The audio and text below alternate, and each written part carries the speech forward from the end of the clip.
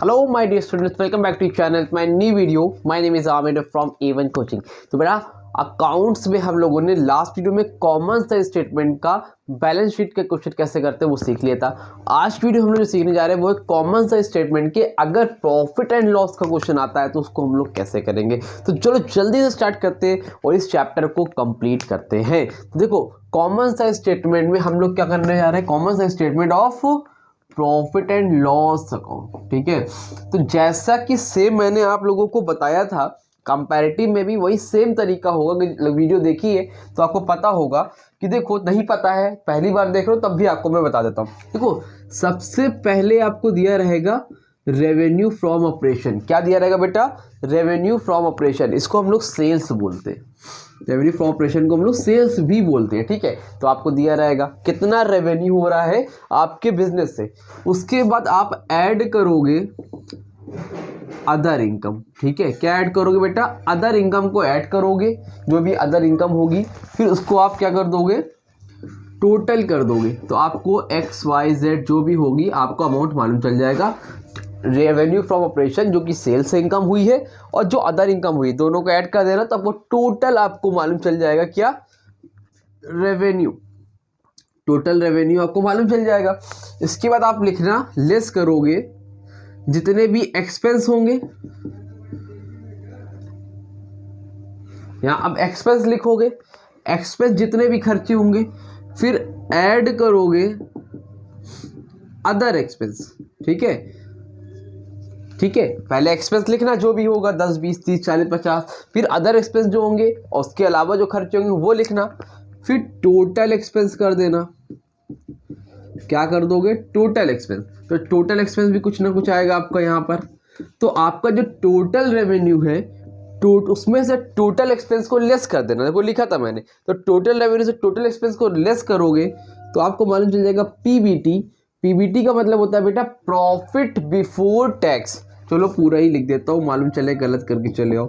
Profit before tax मालूम चल जाएगा। अगर क्वेश्चन में कुछ नहीं बोला है तो क्वेश्चन यही खत्म हो जाएगा, लेकिन अगर टैक्स से रिलेटेड इंफॉर्मेशन आपको क्वेश्चन में गिवन है तो आप यहाँ पर लेस कर देना टैक्स। टैक्स को जो भी आपका टैक्स होगा उसको लेस करोगे तो आपको मिल जाएगा प्रॉफिट आफ्टर टैक्स। समझे कि नहीं समझे? यहाँ पर जो आएगा वो आपका प्रॉफिट आफ्टर टैक्स मालूम चल जाएगा। तो क्या प्रोसीजर है? सबसे पहले रेवेन्यू फ्रॉम ऑपरेशन यानी कि सेल्स, उसमें ऐड करोगे अदर इनकम, टोटल रेवेन्यू मालूम चल जाएगा। फिर लेस करोगे एक्सपेंस, ऐड करोगे अदर एक्सपेंस, तो टोटल एक्सपेंस मालूम चल जाएगा। तो टोटल एक्सपेंस से टोटल रेवेन्यू को माइनस करना, जो मालूम चलेगा वो क्या? आपका प्रॉफिट बिफोर टैक्स। और प्रॉफिट बिफोर टैक्स में टैक्स को लेस कर देना, जो भी आपकी इनकम टैक्स होगा दिया रहेगा क्वेश्चन में, तो आपको मालूम चल जाएगा profit after tax. This is your procedure of common size statement of profit and loss. और यही सेम तरीका आपका किसका है? कंपैरेटिव का भी है। ठीक है, तो स्क्रीनशॉट लेना, इसके स्क्रीनशॉट लो जल्दी से, फिर आपको पूरा एक क्वेश्चन कंप्लीट करके दिखाता हूं ताकि आपको समझ में आ जाए कि कॉमन साइज स्टेटमेंट में प्रॉफिट एंड लॉस का हम लोग कैसे करते हैं। हाँ तो बेटा देखो अब आपके स्क्रीन पे एक क्वेश्चन आ रहा होगा, तो क्वेश्चन को स्टार्ट कर उससे पहले मैं आपको एक चीज़ बता दूं कि देखो अभी जब कॉमन साइज स्टेटमेंट का बैलेंस शीट कर रहे थे तो उसमें बेस किसको मानते थे? बेस मानते थे हम लोग यहाँ पे टोटल को। किसको मानते थे? टोटल को। ठीक है, लेकिन अब बेस आप टोटल को नहीं मानोगे। क्या करोगे? अब आप बेस टोटल को नहीं मान के आप किसको मानोगे? RFO को। किसको मानोगे? RFO। RFO यानी कि रेवेन्यू फ्रॉम ऑपरेशन। बाकी वही सेम कंडीशन है, बाकी वही सेम तरीका है, हो जाएगा आपका क्वेश्चन। बस बेस किसको मानना है? कॉमन साइज स्टेटमेंट के प्रॉफिट एंड लॉस में बेस मानना है RFO को, और कंपैरेटिव में बेस किसको मानना है? आपको टोटल को। ठीक है, अभी जब क्वेश्चन कराता हूँ क्लियर होगा। देखो स्क्रीन में क्वेश्चन आ रहा है आपके, आ रहा है।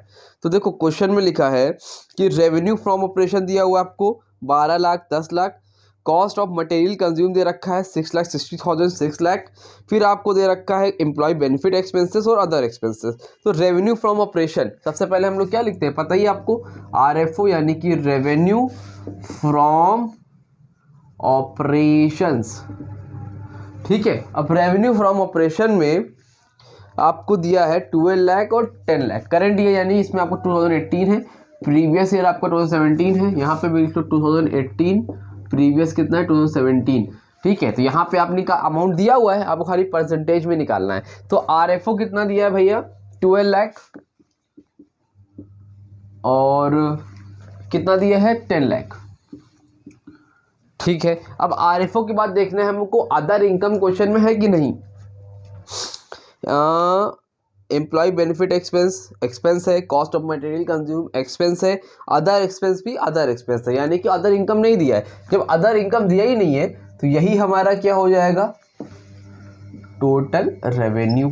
कितना हो जाएगा भाई, जो था वही लिख दो, 12 लाख और 10 लाख। अगर दिया होता अदर इनकम तो ऐड करके दोनों को साथ में लिख देते, 10 लाख हो गया। इसके बाद क्या है भाई, इसके बाद आपको दिया है सब एक्सपेंस की चीज़ें, तो हेडिंग लिखो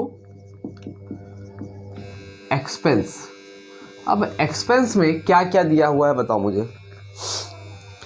एक्सपेंस में सबसे पहले कॉस्ट ऑफ मटेरियल कंज्यूम्ड, वो भी एक्सपेंस में ही आता है, तो यहाँ पे लिख लो भाई कॉस्ट ऑफ, डायरेक्ट ना देखिए अलग रख दिया है, cost of material consumed expense का पार्ट है। कितना है, 6,60,000 और 6 लाख। ठीक है, 6,60,000 और 6 लाख, क्लियर। इसके बाद अब कॉस्ट ऑफ मटेरियल कंज्यूम के बाद है आपका employee benefit tax, employee benefit expenses, ये भी एक्सपेंस है तो इसको भी लिखो एम्प्लॉय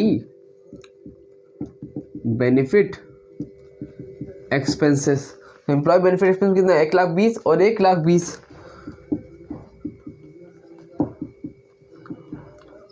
ठीक, 1,20,000 1,20,000, क्लियर है।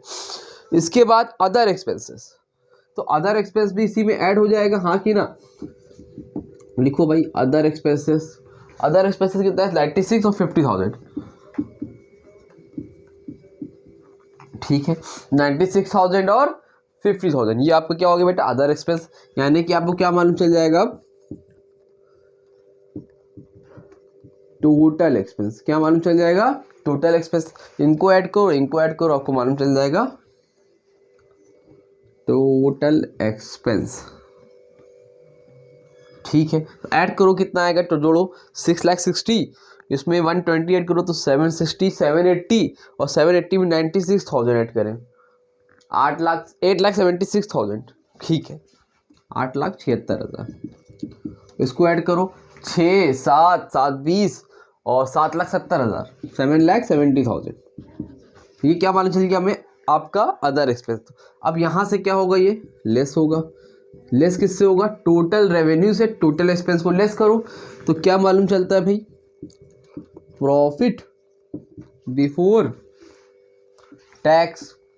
प्रॉफिट बिफोर टैक्स कितना आएगा, इसमें से इसको माइनस करो, 12 लाख में 8,76,000, 12 लाख में 8,76,000 माइनस करो, कितना आएगा, 976, 1076, 1176, 3,24,000, 3,24,000 आपका क्या आ जाएगा बेटा, प्रॉफिट बिफोर टैक्स।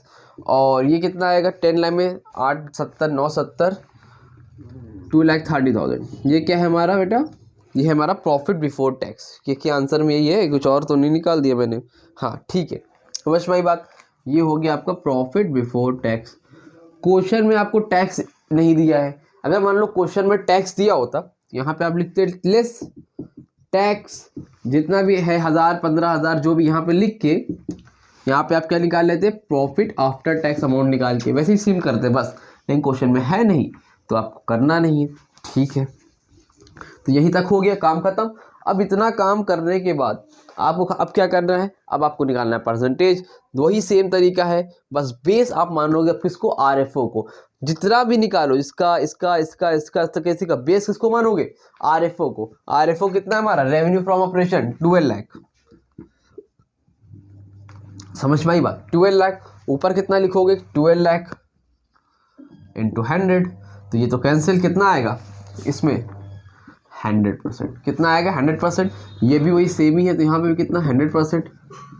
ठीक है, यहाँ तो बात समझ में आ रही है कि नहीं आ रही है, आ रही है। ठीक है, अब इसको देखो 6,60,000 है ना, तो RFO तो आपको वही रहने वाला है, कितना 6 लाख, अरे सॉरी कितना RFO 12 लाख, और 12 लाख ऊपर कितना रहेगा 660 इंटू 100, कैलकुलेट कर लो, 0 0 कैंसिल, 1 2 3, 1 2 3, 12 में डिवाइड करो 660 को, डिवाइड करके देखना तो आपका आएगा 55%।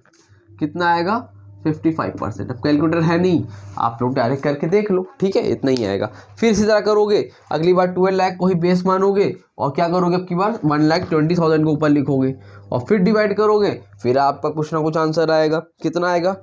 10%, फिर आएगा 8%। भाई ये आपका काम है, बस आपको मेरा मेन काम ये था बताना कि इसमें बेस किसको मानोगे, आरएफओ को। आई थिंक आपको क्लियर हो गया होगा। तो आंसर यहाँ पे है ही मेरे पास, इसलिए मैं आंसर लिख दे रहा हूँ। कैलकुलेट करूंगा बिना वजह, वीडियो लंबी होगी। कैलकुलेशन का काम आप लोगों का। 8%, 73% और लास्ट में है 27%। ठीक है, चलो ये तो ये बात होगी बेटा इधर साइड वालों की। अगर सर इधर साइड वाला निकालेंगे तो क्या करेंगे? इधर साइड वाले में बेटा जब निकालोगे तो एक छोटा सा काम और कर लेना। तो उसमें क्या कर लोगे कि इसमें बेस आरएफओ को ही मानना है, बस इस साइड वाले को मान लेना। इस साइड वाले में बेस किसको मानोगे? 10 लाख को। 10 लाख ऊपर 10 लाख इंटू 100, काटो काटो कितना आएगा? वही 100%। 100% तो वही सेम हो गया। अब इसमें निकालना है ये वाला, तो बेस कौन रहेगा? रेवेन्यू। इस साइड का रेवेन्यू फ्रॉम ऑपरेशन 10 लाख, नीचे कितना है? 6 लाख, तो इसको ऊपर 6 लाख इंटू 100। फिर वो एक लेकर ना 10 लाख को बेस मानना, 1,20,000 को ऊपर लिखना, फिर 10 लाख को बेस मानना, 50,000 ऊपर लिखना। समझ में आ रही बात? क्लियर हो रही है? ऐसे ही करना है आप लोगों को।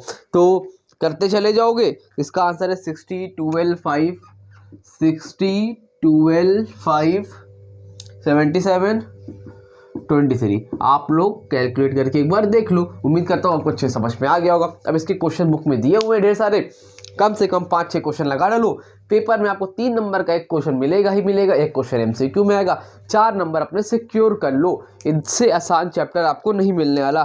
कंपैरेटिव और कॉमन साइंस का 4 तरीके हैं, कंपैरेटिव के 2, कॉमन साइंस के 2। तो 2 चारों को अच्छे से सीख लो, 4 नंबर सिक्योर करो। मुश्किल से 1.5 से 2 घंटा लगेगा और आपका 4 मार्क्स सिक्योर हो जाएंगे। और इसको आपको पेपर में ज़रूर से करना है, ठीक है। फिर आगे और तरीके बच्चे हैं वो मैं बताता जाऊंगा। तो आपको ये चैप्टर भी हो गया कंप्लीट।